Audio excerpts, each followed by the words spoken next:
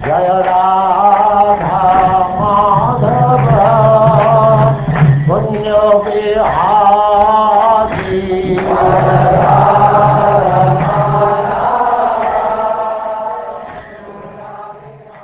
And now chapter 67. Lord Balaram slays Vivida Gorilla.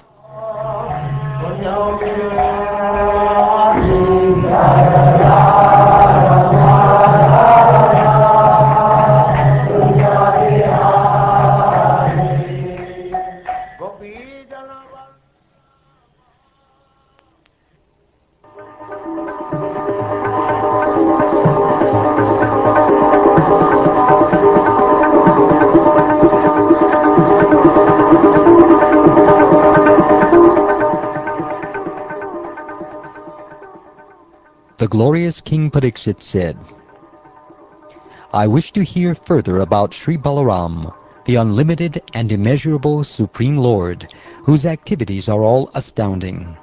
What else did he do? There was an ape named Vivida who was a friend of Narakasura's. This powerful Vivida, the brother of Mainda, had been instructed by King Sugriva. To avenge the death of his friend Naraka, the ape Vivida ravaged the land, setting fires that burned cities, villages, mines, and cowherd dwellings. Once Vivida tore up a number of mountains and used them to devastate all the neighboring kingdoms, especially the province of Anarta, wherein dwelt his friend's killer, Lord Hari.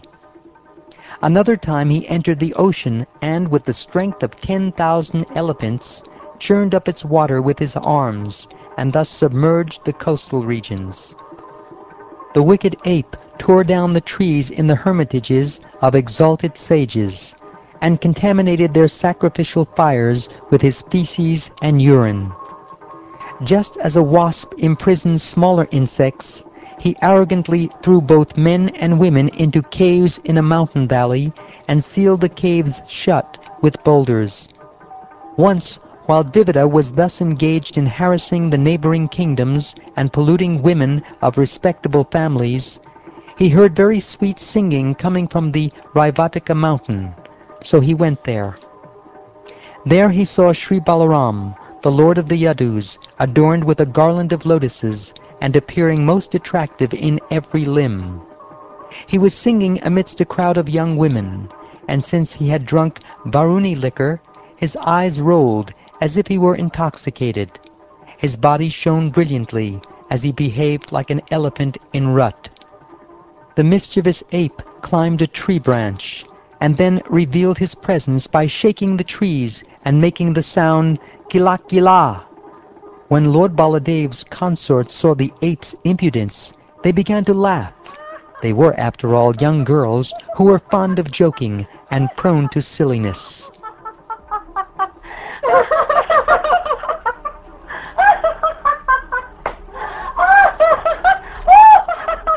Even as Lord Balaram looked on, Vivida insulted the girls by making odd gestures with his eyebrows, coming right in front of them and showing them his anus.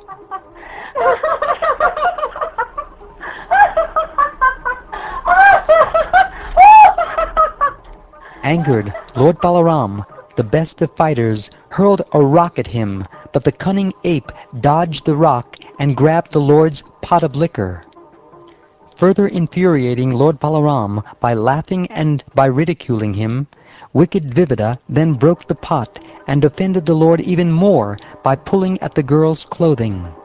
Thus the powerful ape, puffed up with false pride, continued to insult Sri Balaram.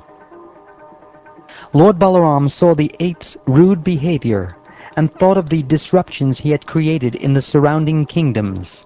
Thus the Lord angrily took up his club and his plough weapon, having decided to put his enemy to death. Mighty Vivida also came forward to do battle.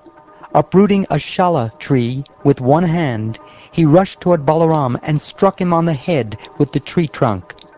But Lord Sankarshan remained as motionless as a mountain and simply grabbed the log as it fell upon his head. He then struck Vivida with his club named Sunanda. Struck on the skull by the Lord's club, Dvivida became brilliantly decorated by the outpour of blood, like a mountain beautified by red oxide. Ignoring the wound, Dvivida uprooted another tree, stripped it of its leaves by brute force, and struck the Lord again. Now enraged, Lord Balaram shattered the tree into hundreds of pieces, upon which Dvivida grabbed yet another tree and furiously hit the Lord again. This tree, too, the Lord smashed into hundreds of pieces.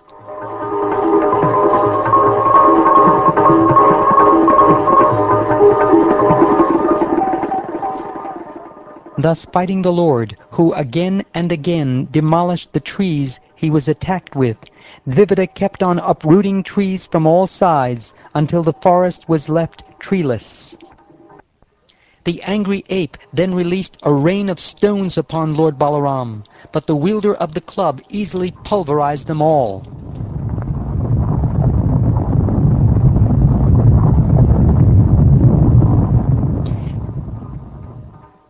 Dvivida, the most powerful of apes, now clenched his fists at the end of his palm tree-sized arms, came before Lord Balaram, and beat his fists against the Lord's body.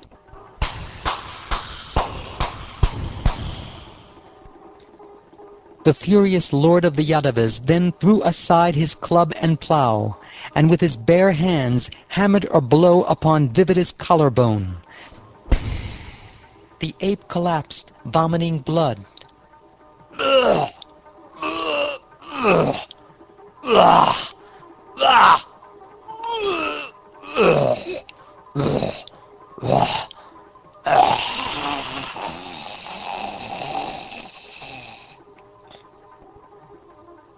When he fell, O tiger, among the Kurus, Raivadika mountain shook, along with its cliffs and trees, like a wind-tossed boat at sea.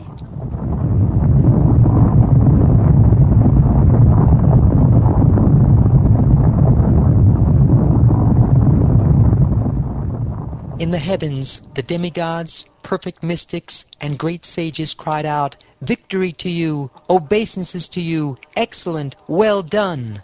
and showered flowers upon the Lord. Having thus killed Dvivida, who had disturbed the whole world, the Supreme Lord returned to his capital as the people along the way chanted his glories.